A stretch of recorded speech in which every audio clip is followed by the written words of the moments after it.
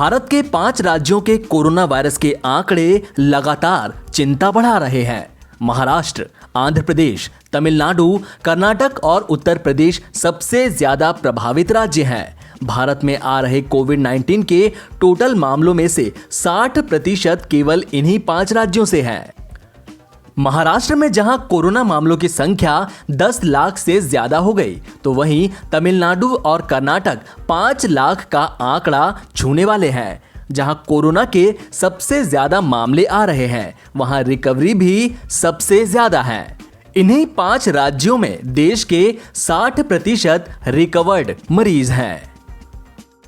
केंद्र सरकार के आंकड़ों के मुताबिक कोरोना से 69% मौतें केवल 5 राज्यों में हुई है। इनमें देश की राजधानी दिल्ली भी शामिल है। दिल्ली में कोविड-19 केसेस कम होने लगे थे, लेकिन पिछले 2 हफ्तों से वहां उछाल देखा जा रहा है।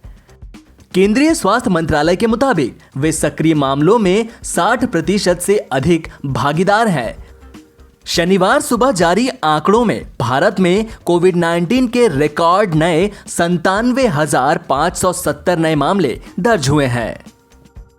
इस दौरान 1201 मरीजों की मौत हुई है। देश में कोविड-19 के मामलों की संख्या 46,59,984 हो गई है। इस महामारी के चलते अब तक 77,472 लोग जान गंवा चुके हैं। टोटल केसेस में से 9,58,316 अब भी एक्टिव हैं और इनका इलाज चल रहा है। रिकवरी के मामले में भारत ने पिछले 24 घंटों में नया रिकॉर्ड बनाया है। इस दौरान 81,533 लोगों को डिस्चार्ज किया गया है।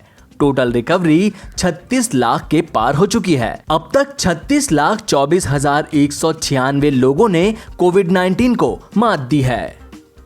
केंद्रीय स्वास्थ्य मंत्रालय के आंकड़ों के मुताबिक देश में रिकवरी दर 77.77% हो गई है, जबकि मृत्यु दर 1.66% है। Indian council of medical research के आंकड़ों के मुताबिक भारत में शुक्रवार को रिकॉर्ड 10,91,251 टेस्ट हुए हैं। अब तक कुल 5,51,89,226 टेस्ट किए जा चुके हैं।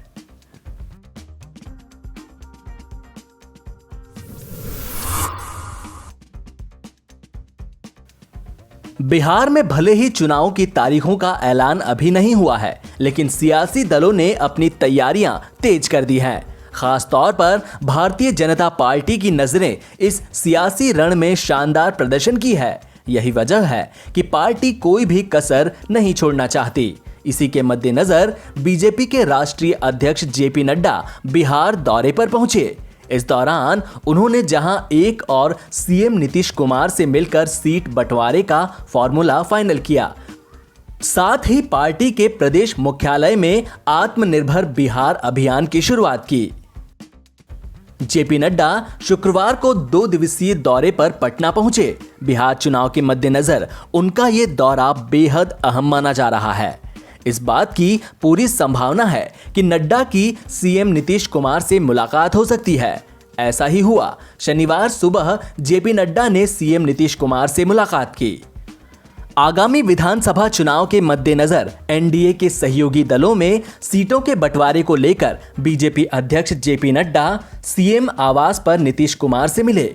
इस दौरान उप मुख्यमंत्री सुशील कुमार मोदी, राष्ट्रीय महासचिव और प्रदेश प्रभारी भूपेंद्र यादव और बीजेपी के प्रदेश अध्यक्ष संजय जायसवाल भी पहुंचे। दूसरी ओर जेडीयू के राष्ट्रीय अध्यक्ष नीतीश कुमार के साथ राजीव रंजन सिंह उर्फ लल्लन सिंह भी मौजूद थे। उन्होंने जेपी नड्डा का गर्मजोशी से स्वागत किया। मूल रूप से हिमाचल प्रदेश के रहने वाले नड्डा का जन्म और परवरिश पटना में ही हुई है। ऐसा माना जा रहा है कि करीब आधे घंटे तक चली इस बैठक में दोनों दलों के नेताओं ने राष्ट्रीय जनतांत्रिक गठबंधन के घटक दलों के बीच सीटों की साझेदारी के मुद्दे पर चर्चा की। गठबंधन में लोक जनशक्ति पार्टी भी शामिल है।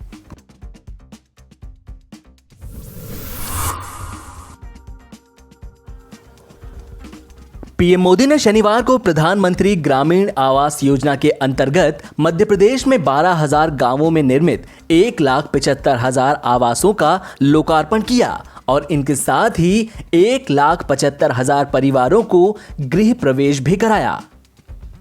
इस कार्यक्रम को वीडियो कॉन्फ्रेंसिंग के जरिए संबोधित करते हुए पीएम मोदी ने कहा कि सामान्य तौर पर प्रधानमंत्री आवास योजना के तहत एक घर बनाने में औसतन 125 दिनों का समय लगता है। कोरोना के इस काल में पीएम आवास योजना के तहत घरों को सिर्फ 45 से 60 दिनों में ही बनाकर तैयार किया गया है।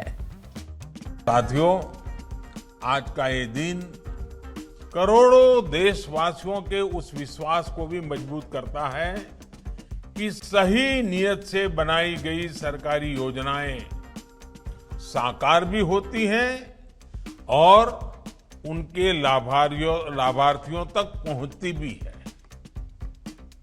जिन साथियों को आज अपना घर मिला है, जिनसे मेरी बातचीत हुई है और जिनको मैं स्क्रीन पर देख पा रहा हूं, उनके भीतर के संतोष, उनके आत्मविश्वास को मैं अनुभव कर सकता हूं। मैं आप सभी साथियों से यही कहूंगा कि ये घर आपके बेहतर भविष्य का नया आधार है। मध्य प्रदेश के मुख्यमंत्री शिवराज सिंह चौहान और ज्योतिरादित्य सिंधिया ने शनिवार को मुरैना में कांग्रेस पर हमला बोला।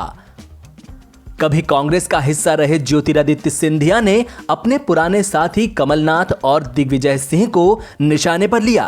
उन्होंने कहा कि अगर किसी ने लोगों को धोखा दिया तो वह कमलनाथ और दिग्विजय सिंह हैं। शिवराज सिंह जी और नरेंद्र सिंह जी दूर से कह रहे थे कि मैं कह रहा हूं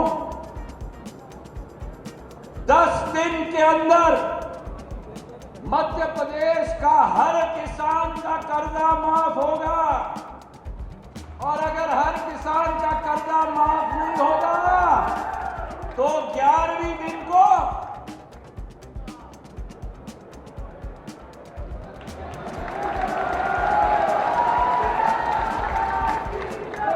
अब आपका मुखिया होने के नाते मैंने 10 दिन इंतजार किया, मैंने 10 महीने इंतजार किया।